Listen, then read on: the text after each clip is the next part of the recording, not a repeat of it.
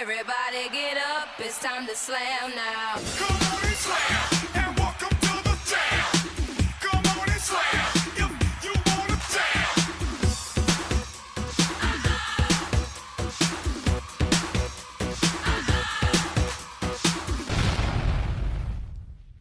You told me you got a man up. I didn't get it. Actually, I found it funny. Doesn't a man provide? Doesn't a man protect? You didn't provide for us. Well, you did when you were married to my mom, but after the divorce, that support was gone. I felt neglected. Every suggestion was actually criticism. I was an A student. I was the best. Every disappointing action I took came with, that's why I left your mother.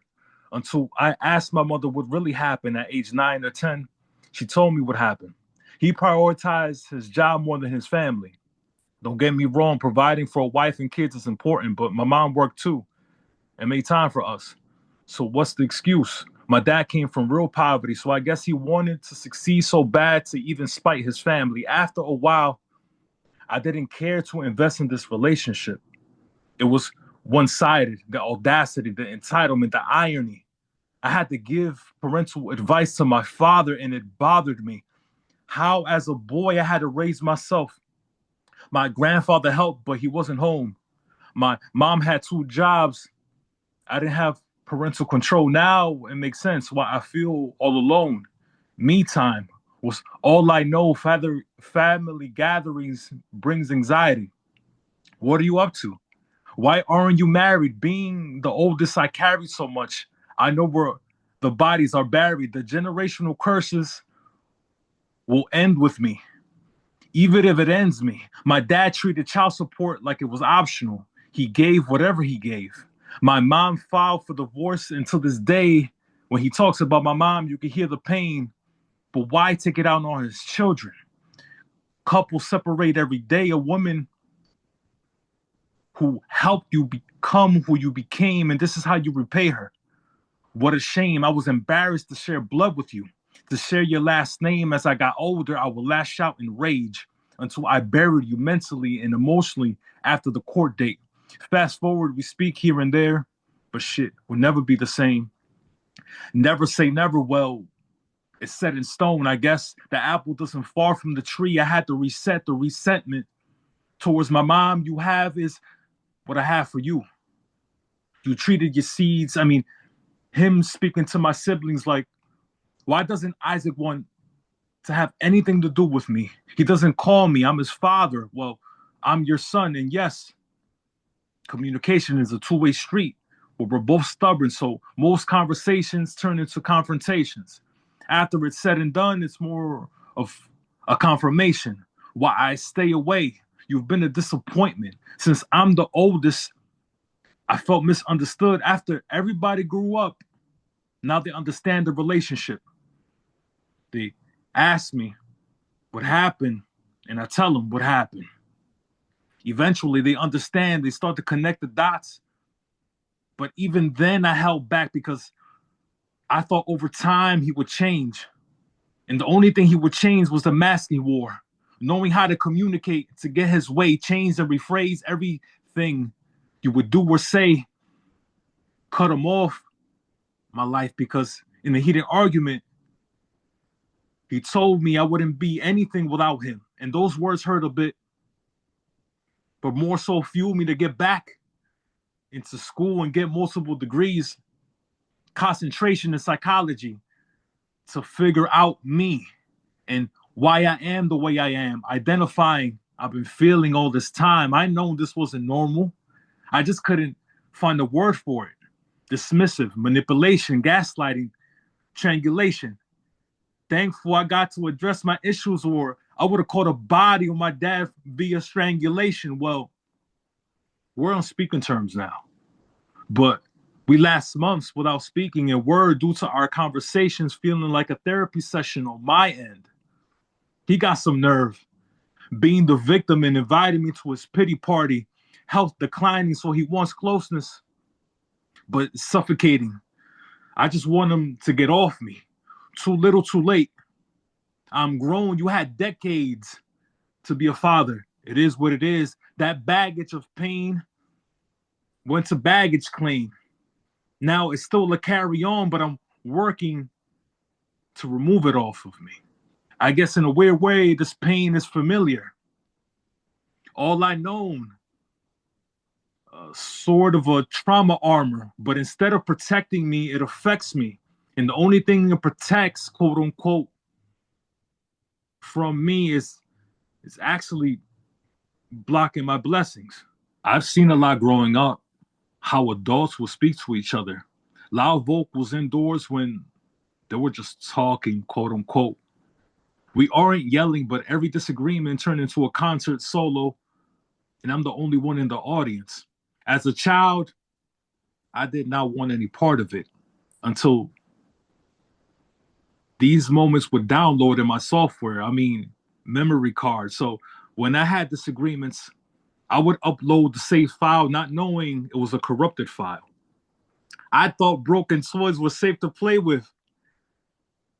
It was normalized. Normal lies on the other side of the bed.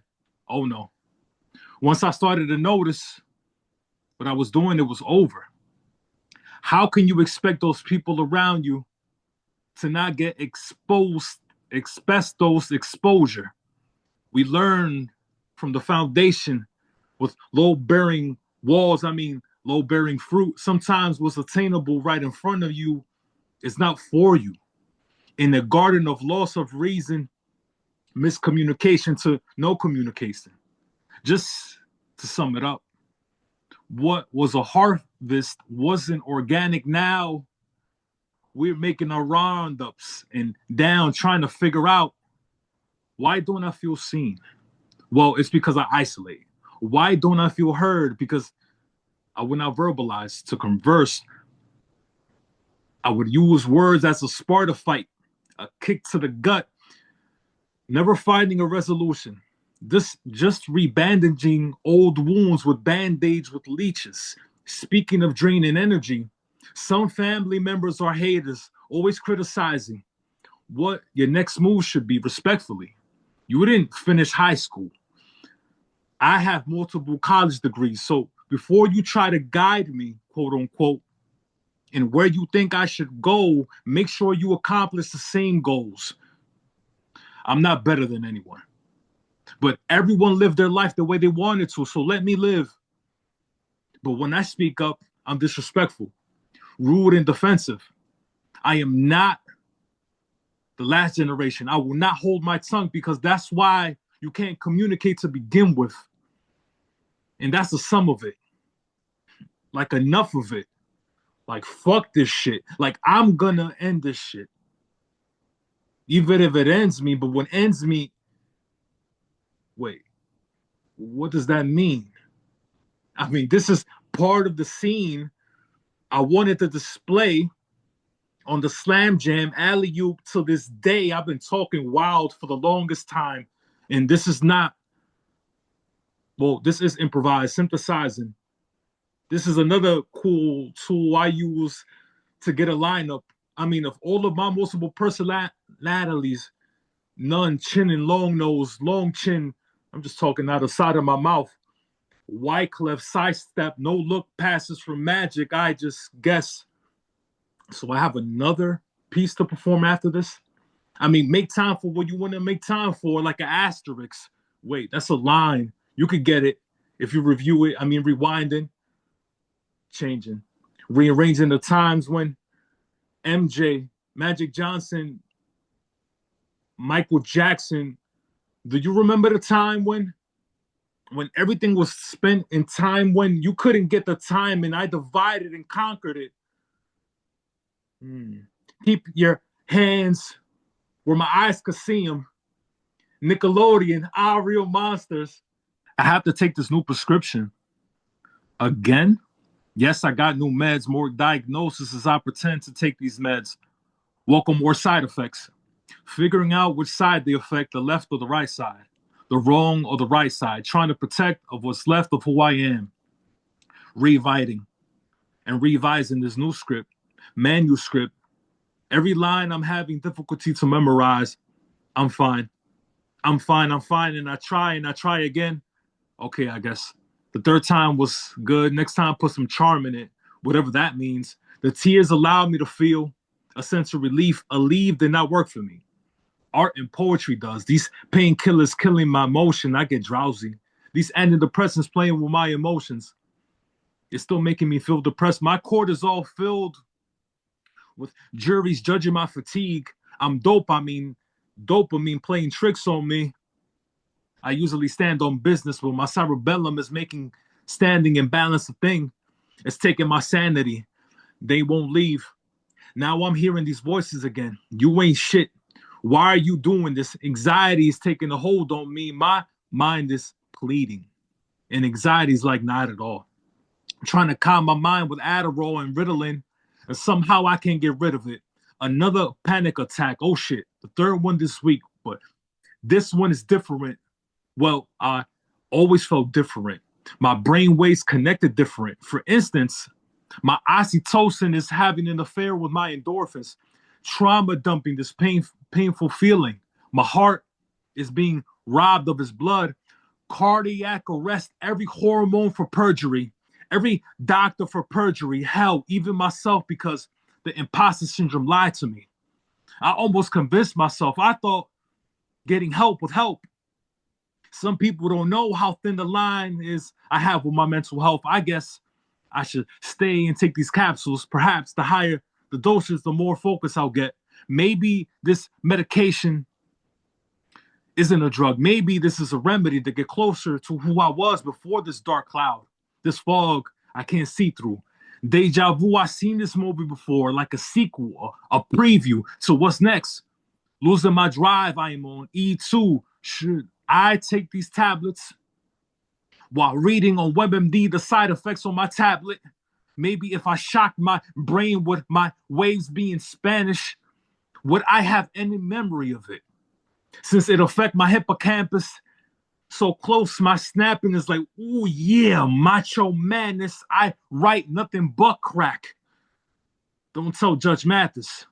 Dear Predator, I had lunch in town today, and I drove to the place where years ago I unexpectedly saw your face, where I never expected to see your threat to my body or my state of grace. The day you came to hunt me down.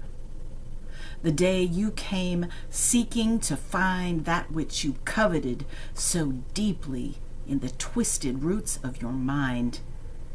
Because as much as I feared you, you craved me. I cracked open your head and crawled inside your skull, tracing the seam of parietal join to occipital. If I could have claimed Occidental for my own, it would have burned your racist brain and made dust from your soul. What a bitch you turned out to be. Waggling your noose and fork-tongued letters, brandishing them at me like a burning cross. But I had the last laugh. Years later, you still can't forget me. While I walk with the fire of Hecate in the tips of my fingers, thank you for terrorizing me. Your ignorance and twisted cruelty manifested the night wind. I wonder if you'd take it all back when I show you the face of your fears. Medusa's power trembles on my lashes, purer than an assault victim's tears. Dear Predator, come and get me. Because I've been waiting for you. And I can't wait to see your face when your gaze freezes at the sight of me.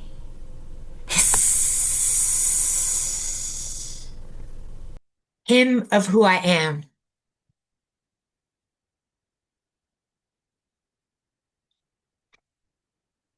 Magical mutations in the equations, stained glass glitches, venerated variables that need no medicating, soil rich with nutrients for building, growing, and creating, iterating on the universe's original blueprint to create its own consciousness in the deep, dark spark where mud becomes more, moving and evolving, a DNA strand wrapped around and around like the first living hand of something that could build its way to the moon or beyond. Pirouetted plans that were handed down from grandmother's hands, recipes for the oldest routines, building a new life from a womb between the legs of a woman that is a warrior, that is a beacon, a lighthouse, a word memorized. The mother sound at the end of your life when you're begging for comfort, when you're needing an ending that's peaceful and perfect, in need of no mending. An outward expression of an inward soul imploding into something even more whole. The trinity of threes, a magical number in the mathematics of a universe unbothered by wonder, more neutral, more precise, more made up than dreamed, more orchestrated and planned out by something unseen. A musical number, an organic big bang, a lightning storm streaking through every last vein. Tempo of vacuum, a song of the void, an incredible need to be more, where black holes like toys teach us new things as we play at the edges of the instrument strings, wondering what kind of dirge we could sing to the glory of something we're still learning to unbe. A construct, a rule that binds our best needs, a hierarchy of hunger, a war crime of deeds we live to regret if we live what we mean. A truth more timeless than any equation, a mass more detailed, language more ancient than the mouths that could speak it, than the concepts we say. The slashing and pushing of a tide slipping away, we call it a pulse when it comes back hard, pushing to the shore and sometimes beyond. A flooding, a reason, a discharge of karma, the cleaning of slates that aren't really slates, a collection of moments, the raising of stakes where the little ones remember before they were born how they were held in a fluid, wishful and warm, waiting to choose where their light will be born. A hospitality dream where the servants are kings, hiding in rags, lips kissing rings. Yes, I have thought for years how I could be the answer to the questions I've never even heard, a larger exponential reason for good, where good doesn't exist, but we wish that it could. Nature so neutral it sometimes looks evil, but we made up that word to turn away people we don't understand in their moments of pain. A label, an outcasting, a new kind of shame we lace at the neck and ribbon and hair. We wrap around the waist and then stand and stare at something so honest, so worrying, so bare. We stand there shivering, shocked and aware that the very things we can't look at are the traits that we share. The things deep inside us we don't want to show. So we shoot and we hunt with knife and with bow, carving out pieces we'd rather not know, and teaching our young which voices to throw. In a ventriloquist story where words fly like stones and glass houses are more prisons than homes. My God is a circle, a geometric dream, a portal to something I've never seen, a non-binary new-fitting belt that mummies my throat where the purest words melt into something like song, a hymn of who I am. I'm inventing the ending. I'm lost in this land I created myself. I'm weaving it wide. I'm painting on the doors so the lost can come inside and find some solace. Something that matters, something bigger than maps, something light can't scatter. An impermeable sense of heaven's broken ladder we climb without knowing. We break without shatter. A faceted fracture, a prismatic scheme, a 6-day creation that ended in sleep, a cousin of death, not quite as deep, like a shallow grave made just for rest, a hole in the earth more like a test down in the ores, where water still runs in underground reasons, in secret returns, a half-hearted, haphazard fable of alchemy's lust. We forge in a fire melting gold from stone's dust, of a boulder rolled in front of a cave that held a man's soul for 3 long days, in a shroud that silkworms made, spun into money, under the tongue, counterfeit currencies unraveled and worn, gutturally transacted, an effigy hung on a planet more water than anything solid. I turn inside out and show what's been hollowed, a sensitive skin stretched like a drum across everything loud that I tried not to become.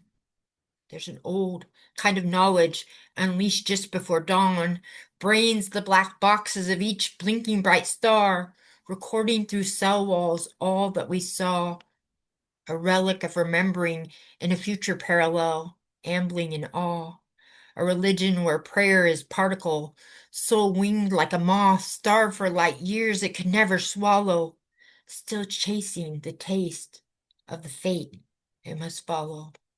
I ain't looking for ADAM. Nah, I'm looking for my atom. Not the rib from some story told to make women feel borrowed. I'm talking that raw cosmic connection, that spark that hums louder than once upon a time. See, I don't need no man made of mud trying to mold me into something he's missing.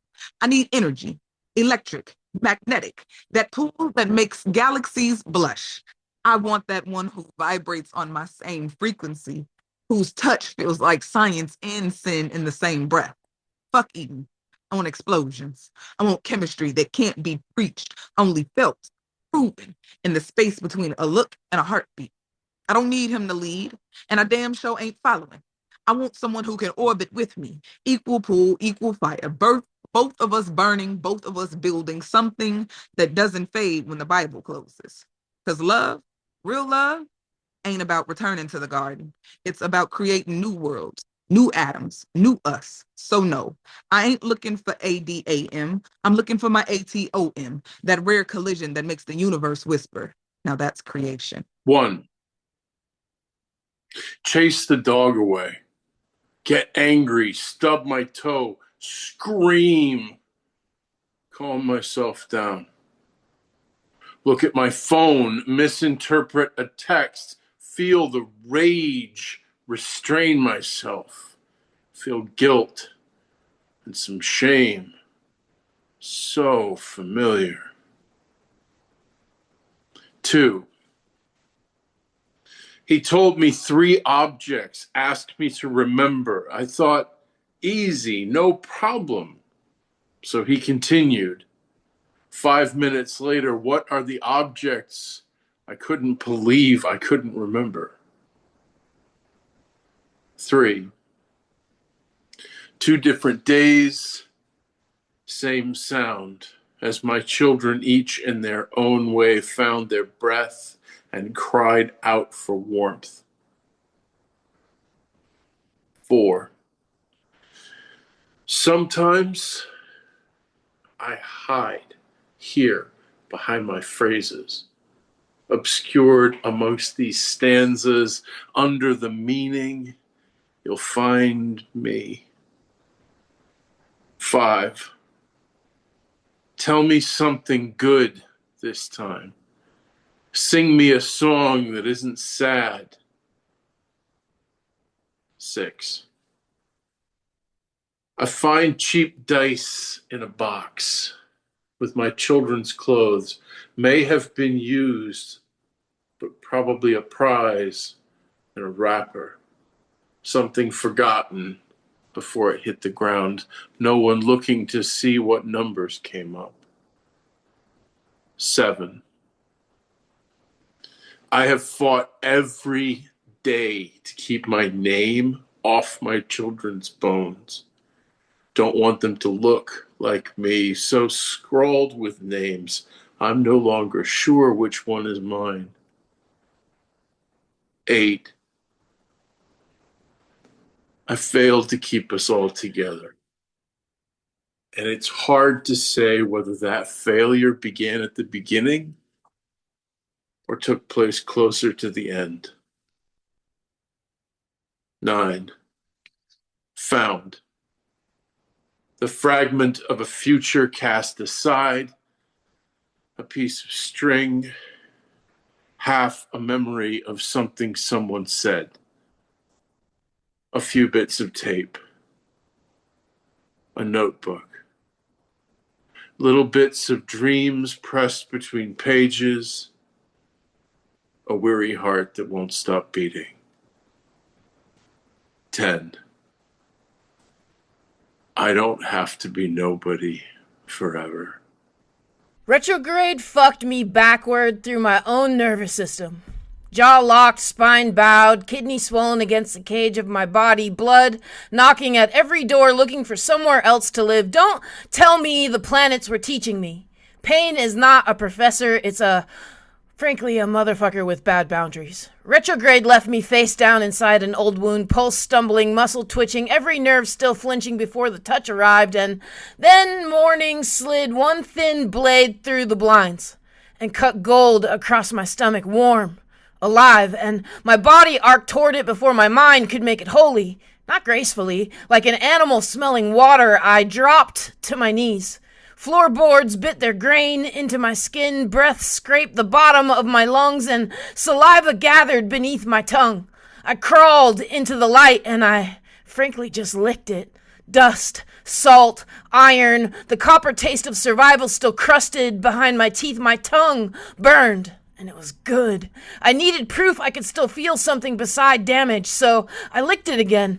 Dragged my mouth through sunlight, spilled across my wrists, up every vein, still carrying me toward tomorrow, and I tasted my pulse. It was hot, feral, refusing past tests, and listen, I didn't want comfort. I wanted conquest. I wanted to bite down until heaven felt pressure. I wanted the sun caught between my teeth, yellow, running down my chin, my whole mouth full of what death couldn't digest. Retrograde touched me like destruction was intimacy. Had my body confusing pain with being wanted, but daylight laid heat against my ribs and took nothing. Do you understand how obscene it felt to be entered by warmth and not emptied? To open without becoming somebody else's wound, my sternum lifted, my diaphragm dropped, air forced itself into every room grief had boarded shut, and I gasped so hard my whole body heard me return. And then I went savage, like I licked the daylight from my collarbone, bit the bright edge from my shoulder, rubbed gold into my scars until they stopped looking like exits and opened like mouths, and my blood warmed. My hands shook, my thighs tightened around the animal fact of still being here, and I swallowed sunrise like I had beaten every poet to the last living metaphor, because tell me who else walks on stage with death's fingerprints still purple beneath the skin and makes morning moan through a microphone? Who else turns organ failure into appetite, a hospital gown into battle silk, and an obituary into something like light wants to lick it? Don't call me healed. Healed's too clean. I'm inhabited by heat, by pulse, by the vulgar electricity of continuation. Retrograde fucked me. Fine.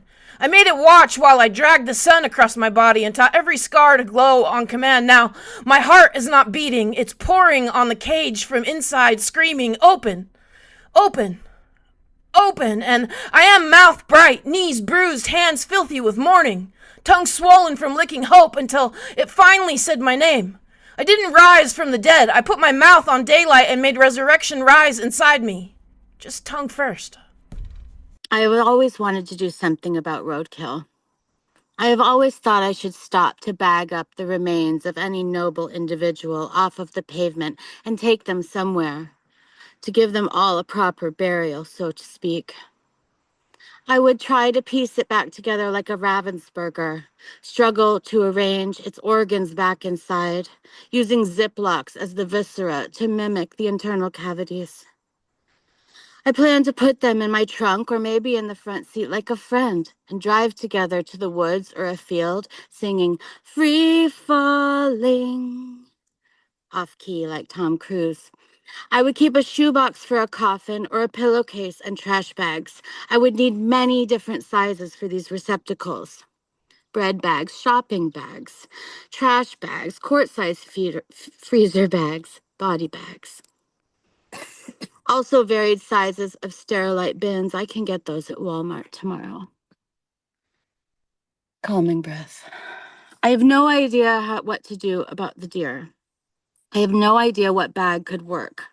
I picture sliding each one out of their tidy cubby, my face stern yet caring like a pathologist on CSI, pulling the sheet down with my respectfully lowered eyes to cautiously ask the bereaved mother, is it she?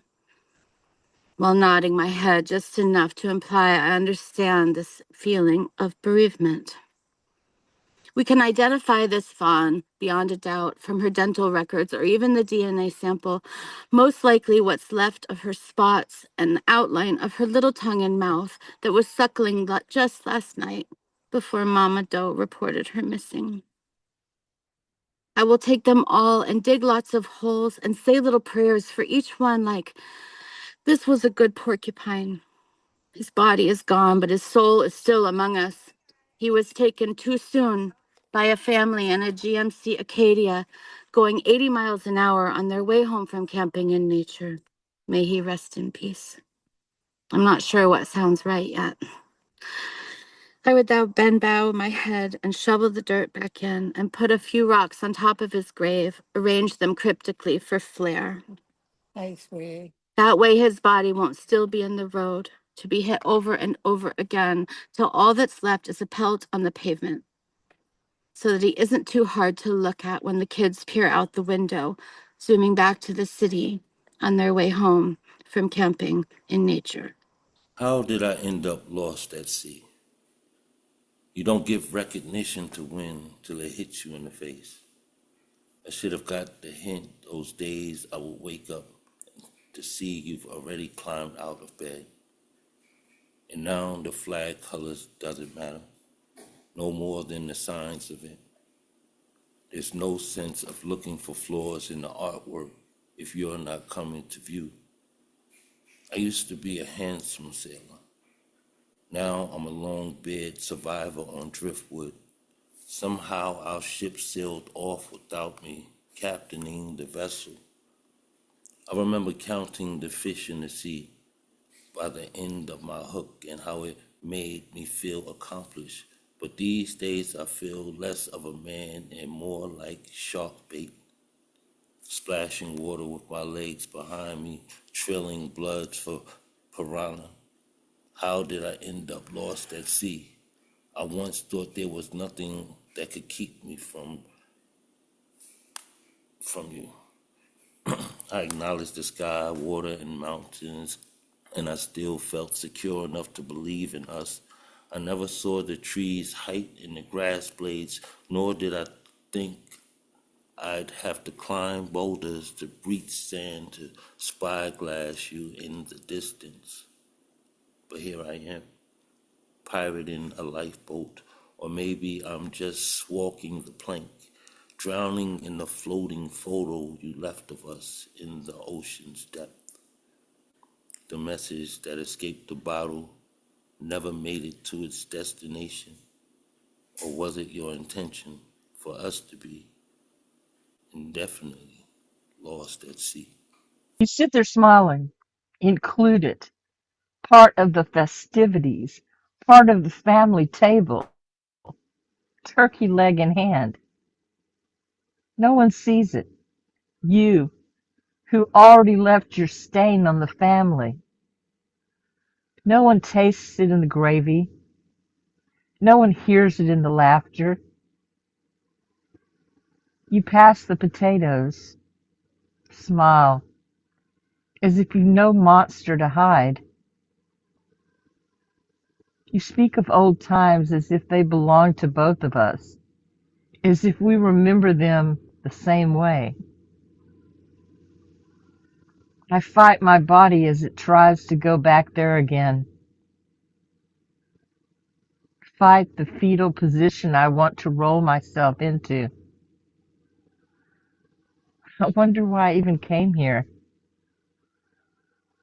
I want so badly to stab my fork into your face and give you one fraction of the pain that you gave to me. But I force a smile, because silence is still the religion my family practices. In this house, at this table, there will always be the leftovers of your deviance. Old, coddled, murdered baubles on an axis where the orbit wobbles. The grandeur of the surface cobbled from red lipstick and broken bottles. I'm simple in my maudlin sonnets written through the hysteric tonics doctor fed, insured to want it. The science of an empty pocket, jealous of the hand that washed it. Opposable thumbs, your only allies when sunburned seasons steal your babies. Pied pipered to a land of maybes. The alibis accidental, the motives hazy. Atlas apathy, guardrails for safety. But lately new beveled, re-leveled cities well heckled, shine like a belt buckle, swell like a mad knuckle, red like the head devil in hell's low rent tenements, brimming with miscreants sweating their penance, thirsty for favors you can't put on credit. Broadcasting nightly, these illusions invite me to ventriloquist my breath into towns I might never see. Glib and almighty, the gods won't tread lightly, won't tax. The mad kings won't answer politely the questions we formed before we were born. Floating in knowledge, motherly and warm, caterpillar cocooned, matters mush transformed into wings full of eyes that see through the storm. Old fabled murdered labels on an axis where the orbits unstable, the grandeur of the surface cradled in milk white moonlight and turning tables. I'm simple in my hackneyed habits, hooded eyes, huffing handouts, more a game than gifted gambit, every mistake like we planned it, perfecting the pulpit of a liquefied planet. Zeros and ones, your only allies when machines feel like they're going crazy. Geography rears a one-trick pony, the price of truth overinflating, broke believers calculating, but lately medicated, betrayed, jaded tremors of tiraded teachers paraded through hallways of outdated nicknames for the inundated ideas prematurely graduated. In heaven's hallowed high rise, where fresh air is synthesized, self esteem is amortized, every action synchronized to anesthetize the wise before they realize, revealing daily the illusions that make me live out these days, withered and shaky, bored and unsightly, each deity fighting to puppet the mortals, cheating the fates of slicing our dangling life strings, dirty deeds frightening those who weren't warned, whose destinies denied, setting in stone, spend lifetimes praying to live through the storm. Old rendered, murdered cinders, ellipsis orbit where the axis is a spindle, the grandeur of the surface bonded in beeswax candles and midnight vandals. I'm simple in my dangerous dreaming, hiding in a homemade Eden from every snake that speaks in demon. Every atom in my soul could be in a lesson in the breathing. These two hands, your only allies, upside down, there's nowhere to capsize, return to dust and cave and creekside, a bone-breaking bedside confession cried. But lately the damage keeps coming unbandaged. The future imagined bleeds prejudice and plastic. Justice a relic. Mirrors majestic. Spirits anorexic in a ghost-haunted trick. This momentary pinprick bleeds space-time infinite. Temporary timeline alive and illicit. A banner of being read like your rights. A radio signal. The blinking of lights. The pull of the pulse never ignored. Body of being battened down. Where we are coiled in circles, sheltered from the storm. To the victor go the spoils, is what they say. But I want to live in a world where we love each other and speak hosannas to our unity. Because we all lose every time a mother cries over a child unalived by hands armed with hatred, arrogance, and ignorance. They deny our connectivity and act with impunity to pretend their motive is piety, is gaslighting by society, and societal ignorance may be a majority, but it does not negate the suffering of the minority. A refusal to see does not change the facts. It is evidentiary. It's the spoils of the victor being haughty without empathy, living in a tower of pomposity. We must all come to agree that what matters is the safety, security, health, and stability of every person. That is the sacred goal of our American Assembly. Until this is adapted reason to hold on to the principle of freedom, we are lost in the desert and in need of guidance to the mindset of holy, not dogma, but divine calling, that every child of God deserves love and sustenance. My prayer is that we gain the recognizance to fulfill that promise and the understanding that every hurt laid is an injury each of us must rebraid and integrate. I pray we live in healing and not wound dealing, that we each offer a hand of brotherly love because we are all connected. We share the same stars. I pray we hold space for the beauty of our differentness. And until we stand together, back to back, holding the dark at bay with divine love and light, we are nothing but the spoils of the victor's avarice. Eating like a king in this empty castle. Purple beer and a purple shirt, but my queen is 1,000 miles away. Knee deep in treasure, I crunch on corn dogs and sip sour ale, staring out the window at the cars passing, wondering where the passengers are being taken, fantasizing about destinations, places, and buttons being pushed. My beat-up sneakers stay in the corner, waiting to be walked. My crown is around here somewhere.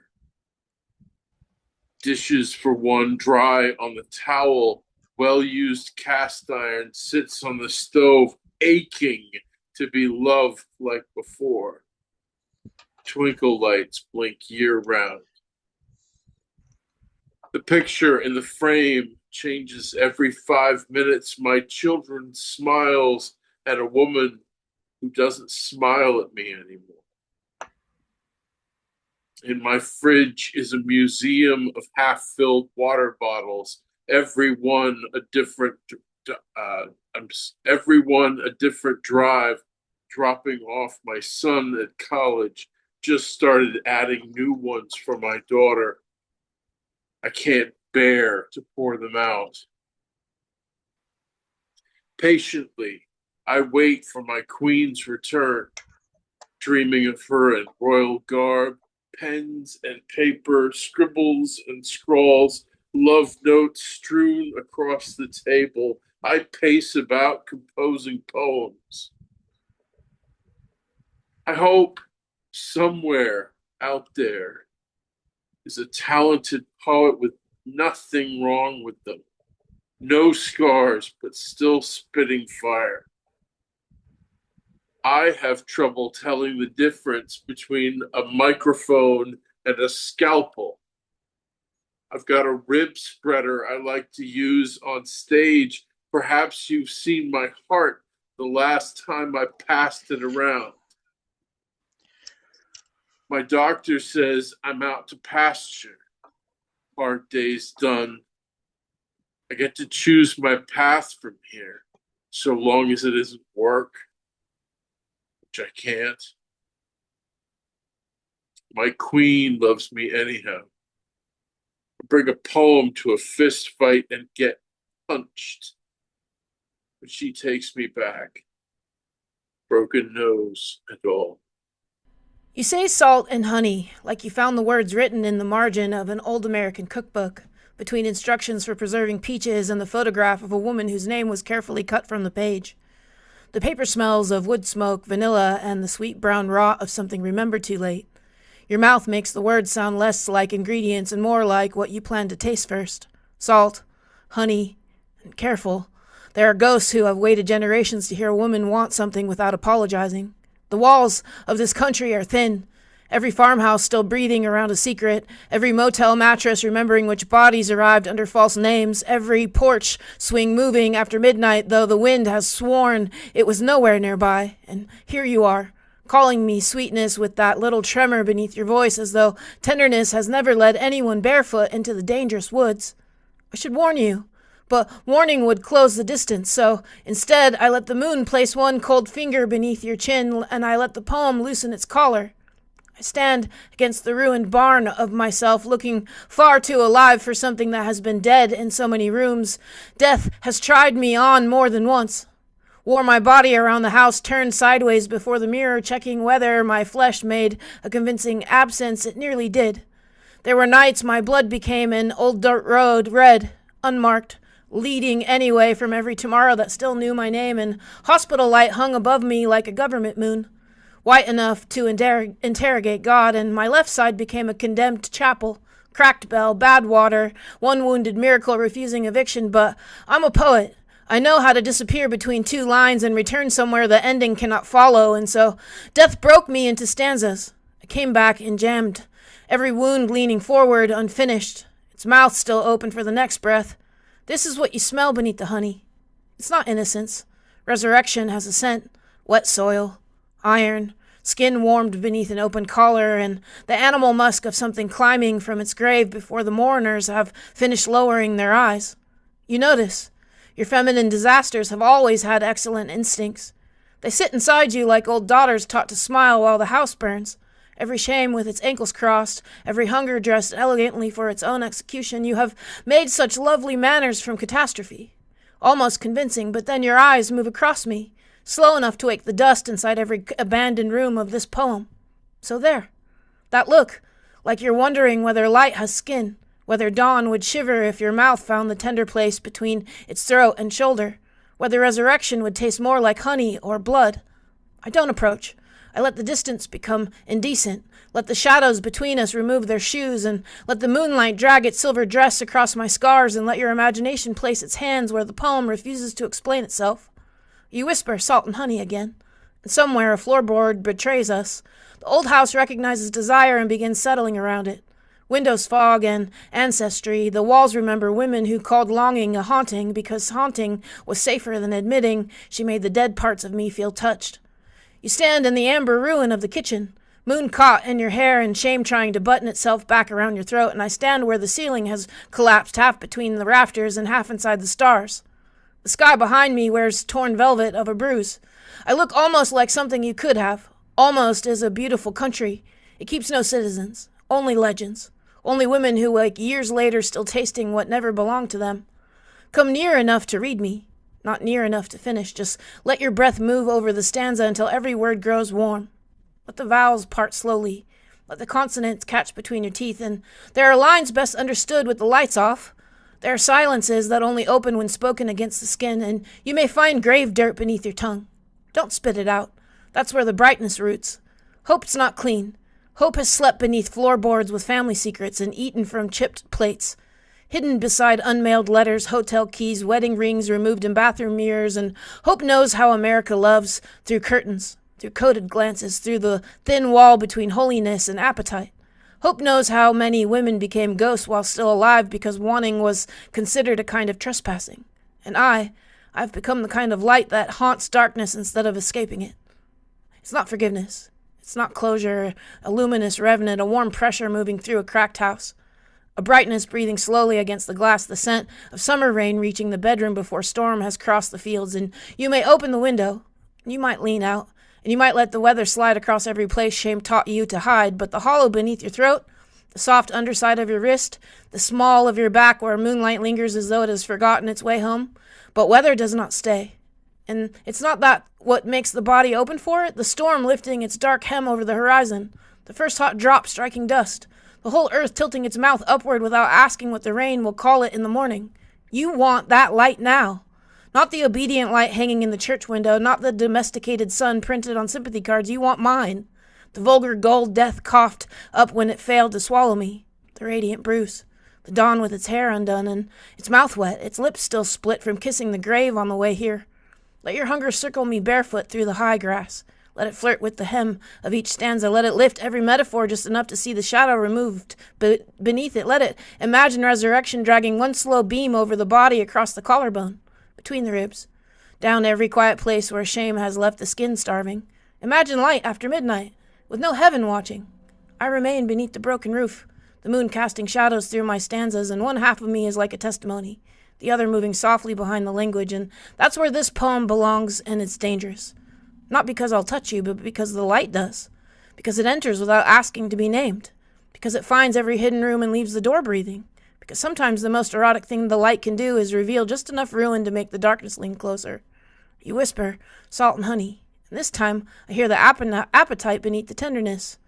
That wicked little smile inside the prayer, and the woman beneath all those well-behaved ghosts raising her face toward the weather. I let my light fall across you, nothing more, nothing less. Enough to warm the forgotten rooms, enough to make your skin remember it was never created only to grieve. Enough to teach your shame the shape of its own shadow. Hope is not rescue. Hope is the fever of realizing you can still want, still tremble, still open, still taste the salt of death, leaving it behind, and the honey I made from it, the old American dust, the moonlight. And when morning comes, you may find only brightness laying across the sheets, warm and disheveled. And somewhere between your mouth and the first cruel beauty of dawn, you will still taste salt and honey, and the unbearable hunger of being haunted by a light that touched every hidden part of you without ever coming down from the sky. As a little girl, I loved playing with dolls. My grandma's house stored a Mary Poppins supply of porcelain to pick from. Dolls protected in plastic with brown curled hair, almond eyes, frilled in red dresses, and I took care of them like all my family's secrets. Quiet, discreetly glancing over my shoulder, hopeful to catch a compliment of how gentle I could nurse a dream. When I finally became a mother, my body birthed another one of life's exclamation marks spent. Small enough to fit inside of silence, my baby came home to porcelain unfurled in red, masked in the heavy kind of quiet that holds tears best, and makes you wonder, if your cry is the only one in the room, can you even call this an entrance into motherhood? It's hard to teach the living about this kind of loss, so we don't. We carry our babies in glances, in soft nods to compliments. You are going to be a great mom one day. You are so nurturing. You are so gentle. You are so careful. To not overshare how cruel it is to be a body full of gifts that never come home. Hopeful in the poisoned way bodies be when they hold on to pain past its due date. So whenever I'm asked, how many kids do you have? I will always hesitate because sometimes I hear the crackling sound of plastic protecting an almond eye memory. Sometimes I stumble on a story of a mother who tends to headstones instead of messy faces. Sometimes I see a glimpse of a tired woman who's been nursing her wildest dream for years, but all the time. If you too allow for the pause to speak, you will hear a generational roar, muffled to make society comfortable. And how privileged is the woman who hears this sound, but does not recognize it. Her cheekbones, the biceps of her profile, that raised her lips into a grin, owned her being strong enough to smile those times it was the hardest thing there is. Hard to face, having to pretend. Muscles moving your mask in a spread of clenching lips. It's like everything's okay, and she'd do it every second of awake for the light to twilight her eclipse when it mirrored in his eyes. While inside she cried, died without allowing her son's eyes to be in view of her pleading tears, shed from her satellites. Some pain still the waters and the moons of your eyes. And every day you fight to hold on to the numbness, reminds you like a needle poke piercing your pincushion heart, ripping the chords in its guitar pick plucked. And it plays again, like a repetitive record spinning, singing the part of you that had been removed. But when is there time to grieve a miscarriage, single parenting? Especially when you have a 3-year-old son.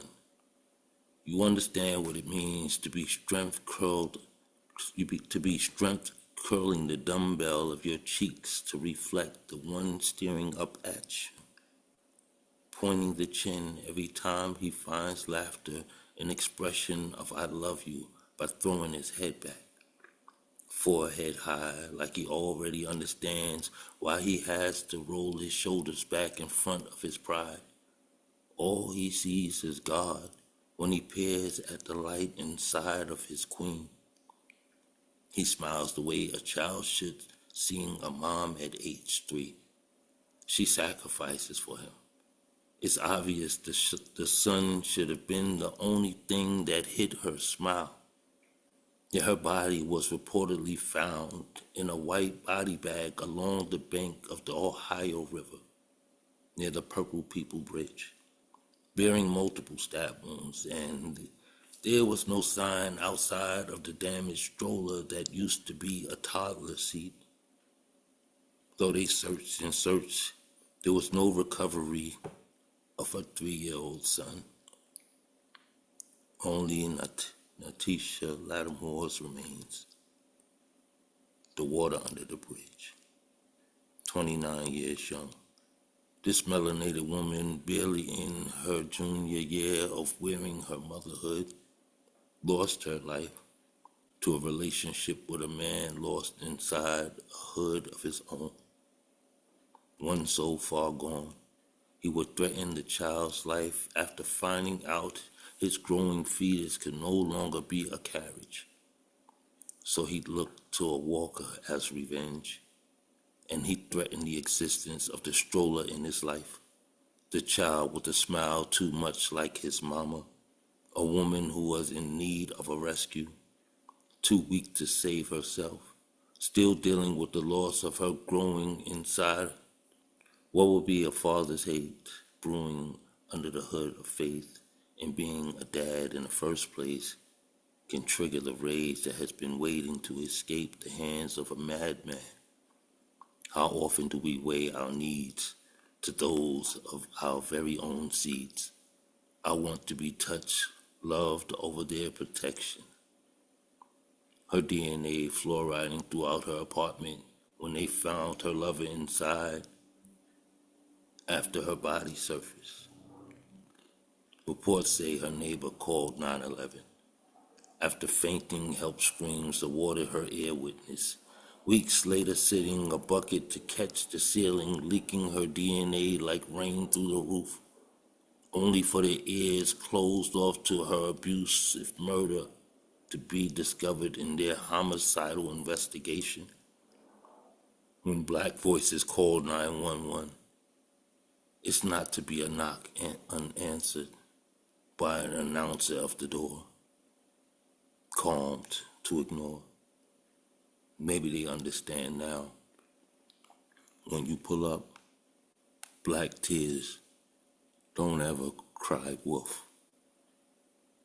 Front row seating ain't always the position you want to get a view from, but it's the perfect position to sit in with your eyes locked in on orange, face forward, front row seat, shouldered in a jumpsuit that says violence, guilty, I am a criminal. When you're appearing on a target, right up front, waiting the opportunity to take a shot. Courtrooms are cold, more so when you're the one up against a judge. Colder than the cuffs, wristing where your gloves would end. In your hands in restriction is just enough space to open up a bullseye. Heavy breathing inside, trying to hide all the rage. Audience into the center stage as the judge tells the bailiff to escort the convict back to his jail cell. Back to await the upcoming days your child should have had. The last chance is here. This is the moment, the one true reason that you are even there. And you can't wait to return the favor. Your legs move before your head does. Leaping the bench to get your balled up fist to his face, your grip against his throat, your teeth stuck in knuckles, least of all, a thumb plunge deep enough to dig out an eye. You want a piece of the guy who took away your family yesterday and tomorrow. Your heart is in your balls, ready to risk it all. And I don't know if he was too small or too slow to carry out his plan. As the sheriff stepped in between the two, before he could even get a decent swing through, cheating him out the last attempt to plummet her face and exact revenge on the monster the man who robbed your chest of all the reasons it beat. And now with your heart missing, you could taste it as it slips like salt grains from the clench of your hands. I felt this pain, the dissatisfaction bittering his frown. How he hadn't come near to the crowning in his blow, stripped of avenging the life of his child.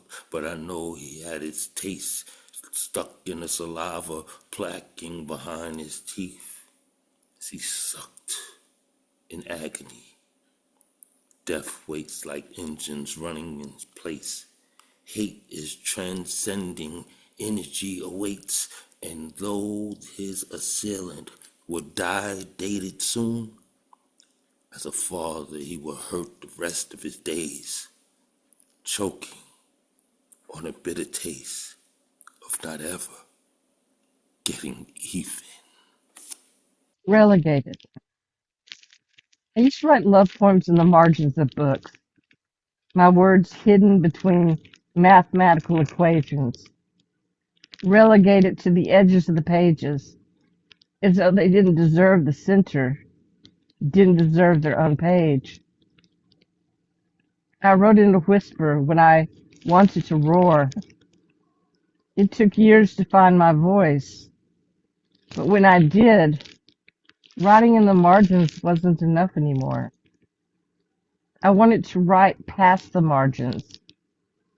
I realized the margins were never meant to hold a life. And I wasn't the margin. I was the story. I still write about her. Her smile, the way she tucks her hair behind your ear, her singing Flowers by Miley Cyrus.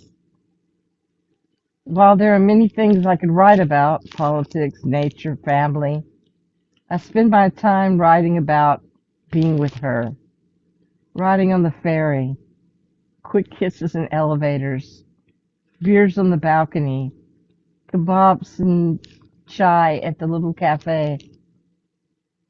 My poetry keeps coming back to her, to Istanbul. I write because it's what I do. I love because there is no other choice.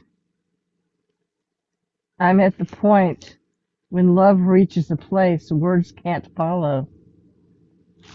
So, sometimes, silence is the last line of the poem. La leche. Mothers sometimes make no milk, sometimes not enough, or tainted with alcohol, spousal abuse, and the like. I never had enough, it seems, of children.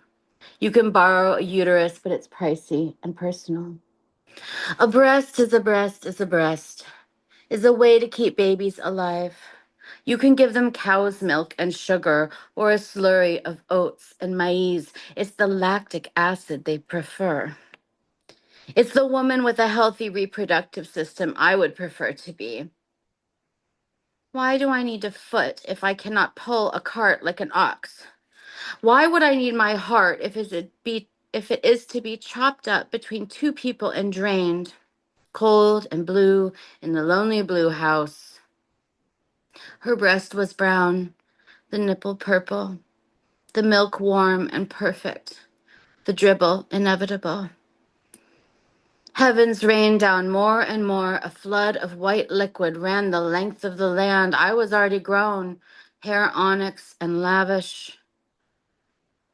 If I was to be a child, but always needing more milk, and not ever a mother, nor wear any sort of prideful smile, ever. It's the cries of dead babies at night, provoking mews, shrieks, gurgles, hiccuping as if I'd fed them too much or not enough milk. So inane when I fed them blood and air and dirt, not a one crying into my hair. No tears of love surround my lair. Blood and syringes, empty full, juxtaposition of a life saved, a life ruined. A baby C-section, a baby abortion. Full-term woman, yet a mangled fetus in utero. God's plan, huh? What allows for this plan for Eden to have her legs cut off? This Eve to see her scoot around on the floor on hips with hands as crutches. Pathetic. Cut her off halfway down, precisely where I say she is ruined. Half woman, ghost uterus. A woman's shape is but the sum of her parts. So mine gestates a hacked triangle into which no ova finds solace. Do you know this graveyard? This ghost woman's maternity coffin? I owe the Holy Spirit an apology. Or perhaps I owe Jesus one, since he said he would be leaving a comforter.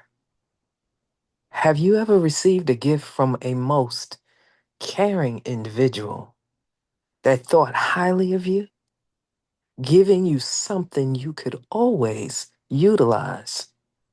Yet you take the gift and possibly the giver for granted.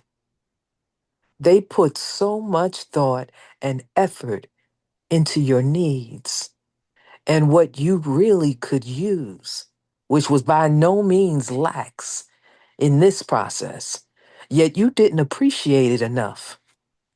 You didn't appreciate their heart when they presented it to you.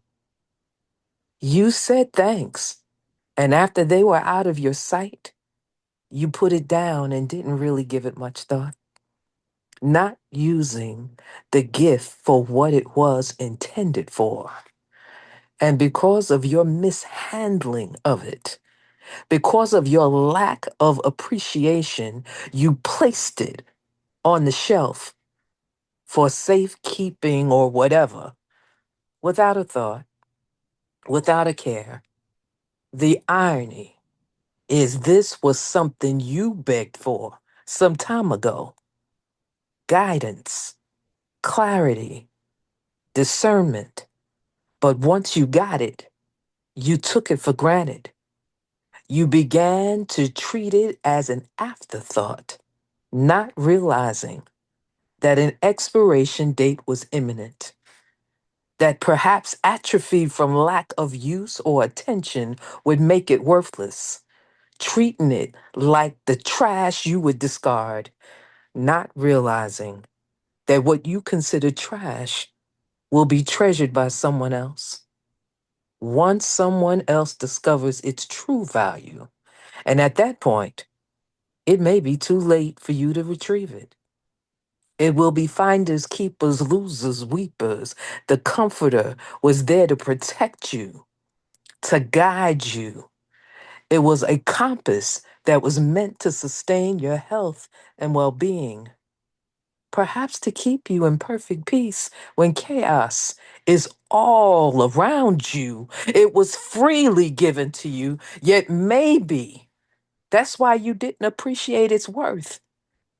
Because it was given to you instead of being earned by you. You never really had to work for it, and it's unfortunate but accurate that this world appreciates things more so when they put in the work, at least for the most part. Yet there are other gifts that are truly worthwhile. But those gifts appeared to come after the comforter was ignored. They would be grace and mercy that is received under certain circumstances that come when we least deserve it. So, Lord, I ask your forgiveness for taking your gift for granted, and I thank you for grace and mercy. You know us better than we know ourselves. Your generosity is boundless as long as our priorities are in order. By the powers of naughtiness, I demand that this particular drop of food poetry to be really, really hot. All right, let me talk to you about the sex appeal that's barely contained within each chocolate donut stick. I mean, how come something that looks so unappealing tastes so organic orgasmic. I mean, these things look like semi-hard turds covered in jizz, but they are leagues better than their traditional ring counterpart. The stiff and cakey texture feels so good when you bite through as you feel the glaze melt on your tongue, giving your taste buds an unrivaled arousal that keeps you fiending for more. This is why they turn these into munchkins, because they are the donut equivalents for munchies for a stoner. Wait, hold up a sec. Munchkins, munchies. Very interesting. It seems like the donut world is luring us to eat ball sticks and ring holes early in life, which pretty much makes them the gateway foods that lead to go-gurt sucking, cucumber sex toys, and coconut oil lube. What can I say? It's a slippery slope.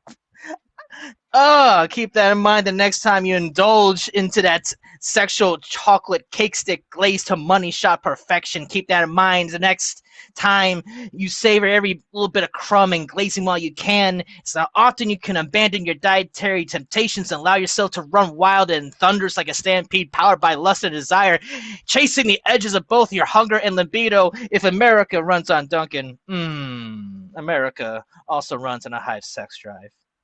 Soft-boiled eggs! You have a way of scrambling my brains that leaves me begging for more. Like the vor whore I am for you. Because of you, Chansey has been considered to be a valued Pokemon to have. I'll never go hungry and when Chansey uses soft-boileds. It's super effective for my appetite. Imagine being able to farm and mass-produce these Chanseys and send them to areas of the world that need food and sustenance.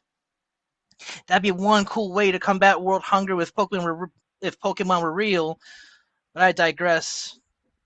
I don't want to be dealing with real-life Beedrills. The 8 minutes it takes to formulate your sexy ass into a roaring boil pales in comparison with the hours of laughter you'll bring to me and the comical suffering to my enemies. The way you ooze that food porn from your body is just has a way of bringing out the savage in me. Yeah! I'm unjustifiably in a position I don't want to be in, and I'd rather die of exhaustion than die of starvation, yeah. And with that said, I've got lust in my eyes, yeah. And I'm hungry, yeah. Every time, yeah. Oh, soft-boiled eggs. Every time we tango, you're more electrifying and satisfying than the time before.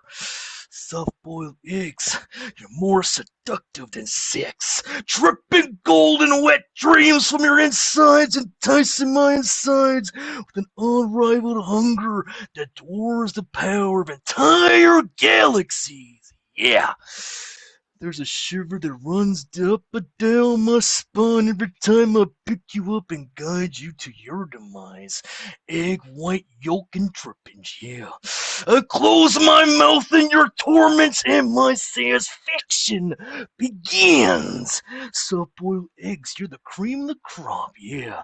And just when you thought you had enough of you, I'm not finished with you by a long shot, yeah. Snap into a soft-boiled. Dig it. So does walks in the park count as self-love? When I wanted to be one with nature at a dark time in my life, like living environment, do you understand the words that are coming out of my mouth? I guess my emotions was at a breaking point, like rush hour traffic. I mean, road rage against the machine. Well, I was the machine. I went from a softie to an Adonis like Apollo Creed. Speaking of car weathers, I mean, weather in the storm, Russian punches, these speedback demons like Drago, the perfect storm. All I needed was a dream, but I was slurring my speech, so it sounded like Adrian. I've been sleeping on me, but the light bulb is still on. That was sly. That was slick. Another one out of my bag of tricks. I'm indebted to be successful. Whatever that means. I seen this. I mean, like a scenic view. A lyrical genius. What if I killed my multiple personalities? Would I get diplomatic immunity? I really mean it. Precipitation slowly creeping in every conversation. In the snap of a moment, I make things disappear like Thanos. Well, that's my self-sabotage superpower. Ending games when it rains or pours.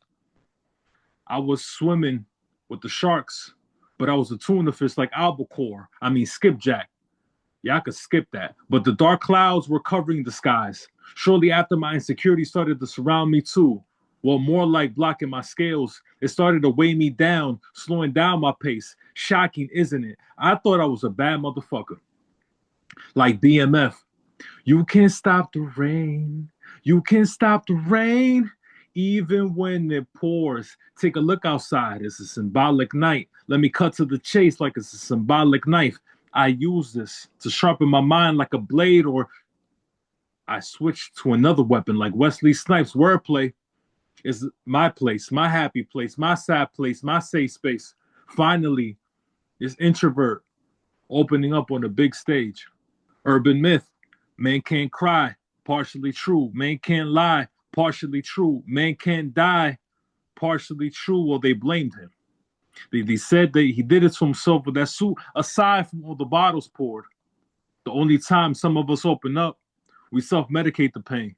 But it just widens the emptiness. You can't feel the pain. The pain is there, but it won't go away. We hide it so well at times. While other times it's like Jekyll and Hyde. I mean, hide and seek. You found me, your inner child, remember me? Crying out for help. How ironic if this photo had 1,000 words. How iconic. Well, we've seen this movie play out. Both sides like a biopic. I mean, a biopic. You could see through your lens, or do you need my optics?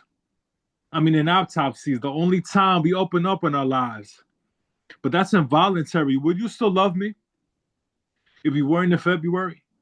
Would I be one of the greatest writers if I was dead and buried? Reading my eulogy or my obituary. Obituary about the wrong things. Looking at myself in the mirror like, what did I go wrong, man? Looking at myself in the mirror like, what did I go wrong, man? But wait, why am I repeating it? Well, this is what happens with a cycle. And I feel depleted, defeated. Here he comes again, improvising. I'm playing with heartstrings again. I'm synthesizing. No, get a lineup. Every line I recognize, no, I recycle. But isn't the Bible recycled? But leave that alone. I'm into errors in my life. Give me alone and leave me alone. I'm a rolling stone. I lay my hand in many homes, but no, I don't. I still haven't found a home. But that's ironic because this photo taught me so much. I'm an icon, but not like that. Like the Stinger splash, you know, from the corner pocket. Well, aces and eights, that's a triple entendre if you think about it. Well, later, if you can rewind it, you'll find a lot of gems I dropped in, and you don't have to think about it.